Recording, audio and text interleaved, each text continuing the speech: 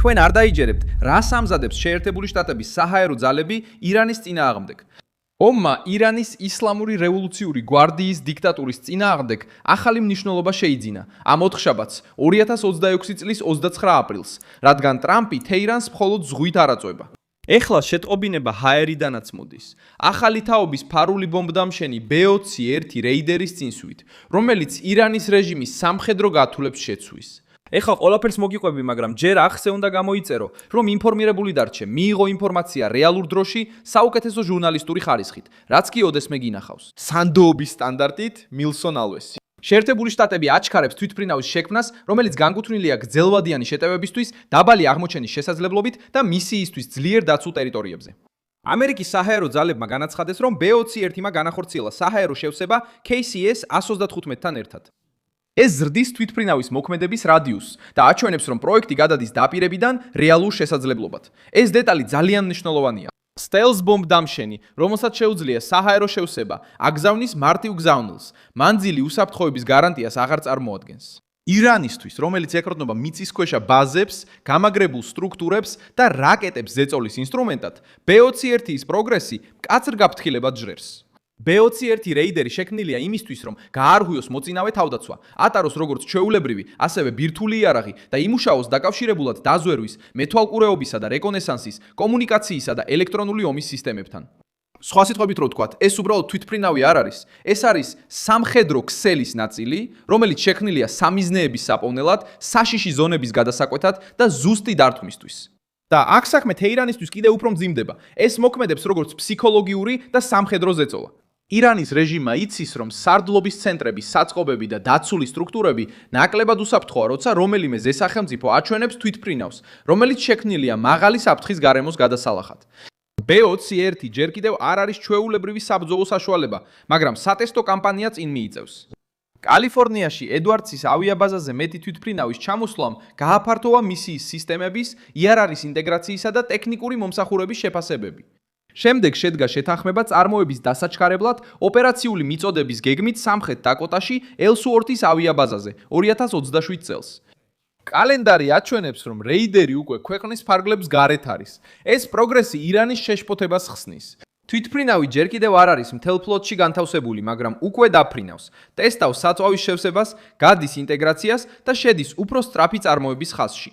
რეჟიმისთვის, რომელიც დამოკიდებულია დაყოვნებაზე, პოლიტიკურ გამოფიტვაზე და ხანგრძლივ მოლაპარაკებებზე, ყოველი დასრულებული ეტაპი ამცირებს მანევრის შესაძლებლობას. თეირანი შეიძლება შეეცადოს ძალის დემონსტრირების რიტორიკის შენარჩუნებას, მაგრამ მოწინააღმდეგე ამზადებს სამხედრო იძულების უფრო თანამედროვე ინსტრუმენტებს. სამხედრო სფეროში ირანი ყოველთვის ცდილობდა სისუსტეების კომპენსირებას სტრატეგიული სიღრმით. ყველაფრის ღია ბაზებზე გამოფენის ნაცვლად ის ავრცელებს სტრუქტურებს, იცავს ობიექტებს, აკეთებს ფსონს საჰაერო თავდაცვაზე, იყენებს მოკავშირე ჯგუფებს და ინარჩუნებს რაკეტებს, როგორც რეგიონული დაშინების ინსტრუმენტს. ეს ლოგიკა უკეთ მუშაობს, როცა მოწინააღმდეგეს უნდა მიუახლოვდეს, მაღალი რისკი აიღოს და გამოფიტვას შეეგუოს. B-21 შექმნილია იმისთვის, რომ დაარღვიოს ეს დაცვის შეგრძნება. წარმოებელი ნორთროპ გრუმანი ამ თვითმფრინავს წარმოადგენს როგორც ძლიერ გრძელდისტანციურ ბომბდამშენს, რომელიც შექმნილია რთული თავდაცვების გასარღვევად და ზუსტი დარტყმების განსახორციელებლად, მსოფლიოს ნებისმიერ წერტილში. ეს აღწერა აჩვენებს, რატომაც არის ის ასე მნიშვნელოვანი თეირანის გათვლებში. ეს უბრალოდ ახალი თვითმფრინავი არ არის. ეს არის შეკავების პლატფორმა, პოლიტიკური სიგნალი და იერიში იმ სამიზნეებზე, რომლებსაც მეტოქე რეჟიმები თვლიან ზედმეტად დაცულად, რომ მათზე დარტყმა განხორციელდეს. ზეწოლა ნავთობისგანაც მოდის. ჰორმუზის სრუტე დაძაბულობის ქვეშაა და გლობალური ბაზარი სწრაფად რეაგირებს. ნავთობის ფასი გაიზარდა ტრამპის უკმაყოფილების ნიშნების ფონზე, რომელიც ირანის წინადადებას უკავშირდება. როცა ჰორმუზი იბლოკება, თავროები განგაშს აცხადებენ, კომპანიები რისკებს ითვლიან და ირანი ცდილობს საერთაშორისო საზღვაო მარშრუტი სავაჭრო ბერკეტად აქციოს. მაგრამ სწორედ აქ ჩანს ამერიკული სტრატეგია ყველაზე მტკიცედ. თეთრი სახლი მხოლოდ საზღვაო გზის გახსნას არ ცდილობს. ის ცდილობს ხელი შეუშალოს თეირანს ჰორმუზის გამოყენებაში, რათა ირანმა ვერ შეძლოს ძალების აღდგენა და სამხედრო პროექტების გაგრძელება. ირანი ცდილობს გაკიდოს იდეა, რომ ჯერ ვაჭრობა უნდა შემსუბუქდეს და ბირთვულ საკითხზე შემდეგ ისაუბრონ. დონალდ ტრამპი კი საპირისპიროს მიანიშნებს. შეღავათების მიცემა კონკრეტული დათმობების გარეშე ნიშნავს უპირატესობის გადაცემას რეჟიმისთვის. ასეთ სიტუაციაში საჰაერო ძალები ზეწოლის ინსტრუმენტად გამოიყენება. B21-ის საწვავით შევსების ტესტი მის მოქმედების რადიუსს აჩვენებს. დაჩქარებული წარმოება კი სისწრაფის აუცილებლობას ეუსვამს ხაზს. მეტისაცდელი თვითმფრინავის ჩამოსვლა აჩვენებს, რომ პროექტი წინ წავიდა. ირანთან კრიზისი კი შორეული დემონსტრაცია. ეს არის გზავნილი, რომელიც გაიგზავნა მაშინ, როცა თეირანი ცდილობს შეამციროს ბლოკადის ფასი, მაგრამ არ თმობს დავის მთავარ საკაკითხს. ირანის რეჟიმისთვის პრობლემა ორმაგია.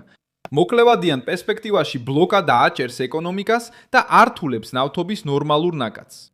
საშუალოვადიან პერსპექტივაში სტელს ბომბდამშენების ზრდიან რისკს იმ სამხედრო ობიექტებისთვის, რომლებსაც თეირანი ყოველთვის ფარად იყენებდა. ირანს შეუძლია ყვავი საუბრობს წინააღმდეგობაზე.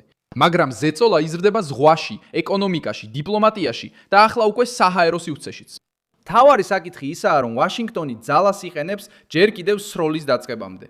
ძალა ჩანს საზღვაო გადაადგილებაში, ეკონომიკურ ზეწოლაში, არასრულყოფილად მიჩნეული წინადების უარყოფაში და ტექნოლოგიის დემონსტრირებაში, რომელიც ცვლის დებატს.